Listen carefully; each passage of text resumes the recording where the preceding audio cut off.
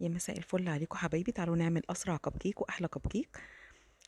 هنجيب هنا 220 جرام من الدقيق، عليهم 50 جرام من الكاكاو الخام، ومعايا 220 جرام من السكر السنترفيش وبيضتين ومعاهم ذرة فانيليا، ومعايا 3 ارباع كوباية من الزيت و3 ارباع كوباية من الحليب، ومعلقة صغيرة من البيكنج باودر، ونص معلقة من البيكنج صودا، ومعلقة من الخل.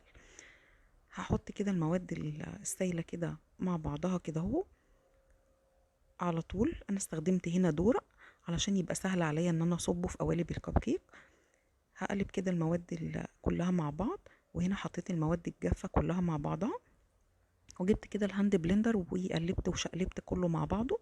ممكن تعملي الخطوة دي عادي في الخلاط، عادي مفيش اي مشكلة خالص، براحتك. حطيت كده المواد الجافة، وبعد كده هجيب المضرب بالسلك. انا هنا استعملت بتاع الهاند بلندر، براحتك استعملي اليدوي العادي مفيش اي مشكلة خالص. هقلب كده واشقلب كله مع بعضه. وهنا جبت كمان قوالب الكب كيك، وهبدأ اصب كده اهو. هصب لحد نص القالب بس علشان هو هيرتفع معايا. ممكن ان انتي توزعي، تعملي في الكلام ده كله في بولة وتوزعي بمعلقة الايس كريم علشان تبقي ضامنة ان الكمية كلها واحدة. وما تنسوش ان احنا هنبقى مشغلين الفرن من قبل ما نبدأ على درجة حرارة 200. هو مش هياخد في الفرن اكتر من 10 دقايق فقط.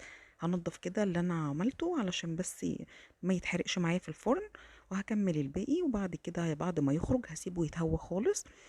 وبعد كده هجيب كريم شانتيه. ممكن تزينيه زي ما انت عايزة، انا هنا زينت بكريم شانتيه.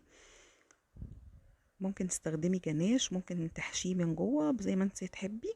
وبعد كده هجيب شوكولاتة كده كنت عاملاها في قوالب السيليكون، وهحطها كده عليه. طبعا دي حاجة اختياري براحتك. وبعد كده ده الشكل النهائي. اشوفكم في فيديو